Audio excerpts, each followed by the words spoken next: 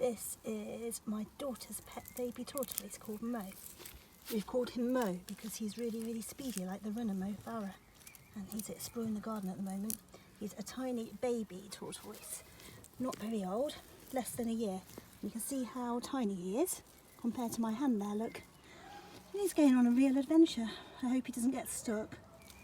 I'm showing you Mo today because I'm going to be sharing a story with you about a super tortoise. Looking at the crunchy leaves. He's having a bite of that one.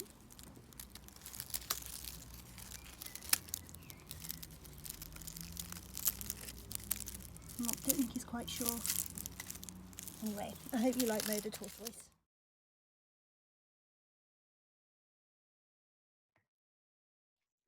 Hi everyone, hope you're okay. I'm here to read you another story again today. And the reason I introduced you to Daisy's pet tortoise is because today's story is all about a baby tortoise as well.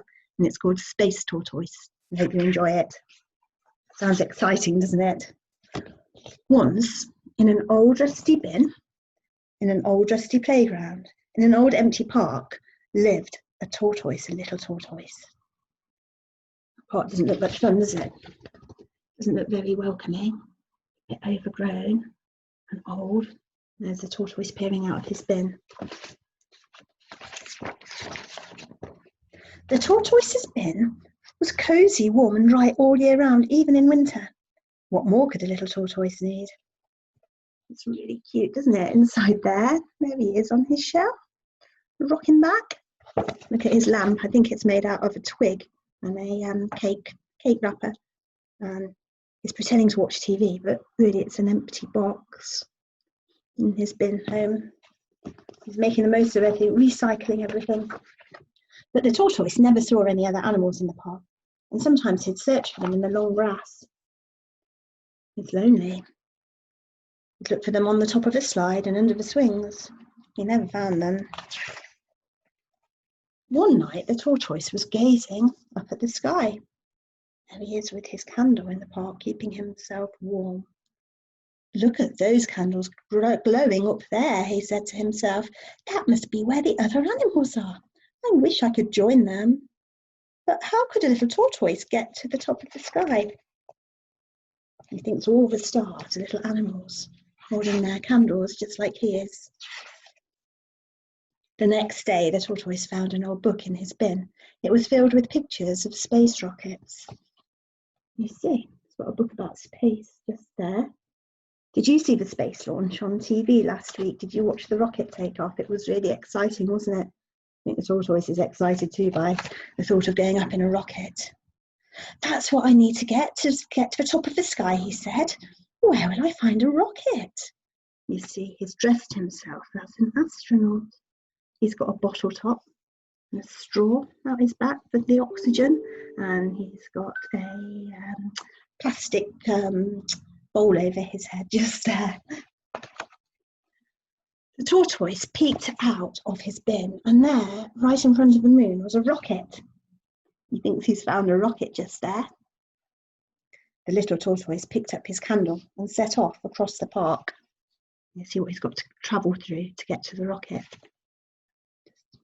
These bits. Soon the tortoise came to a desert. It stretched far into the horizon, silent as a whisper. He made his way across the dunes, past broken statues and crumbling castles. Now, to a baby tortoise, that really does look like a desert, doesn't it? But it's not a desert. What do you think it might be? See a spade and an old bucket. I think it's the sandpit he's walking across. The tortoise came to a great wide ocean. The wind had whipped the waves into a furious storm. The tortoise was afraid, but there was no turning back now. He found a boat and set its sails to the wind. He thinks it's a big ocean, but I think it might be a paddling pool or a children's lake, boating lake. There he is sailing in a little boat.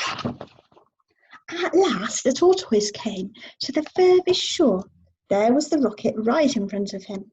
It towered above the little tortoise, too high to climb, but he had an idea. Do you think that's a space rocket? Should we find out? How is he going to get to the top? The tortoise searched through a bin until he found what he needed, and then he sewed and cut and tightened and twisted. The balloon glowed like a tiny star as it carried the little tortoise up through the night sky. Look, he's made a hot air balloon out of all the recycled things he found in the bin. Bits of newspaper, bits of fabric. Looks like he's sitting in a yogurt pot, and he's making the balloon fly with his little candle. He's using it to make heat, to fill up the balloon and help it to fly. The tortoise floated through the clouds, right up to the rocket's tip.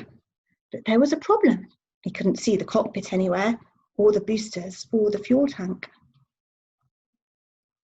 It's not a rocket, is it? It's a clock tower at the back of the park. What a strange rocket, said the tortoise. I'm sorry to disturb you, said a voice, but this isn't a rocket. Who has he found there?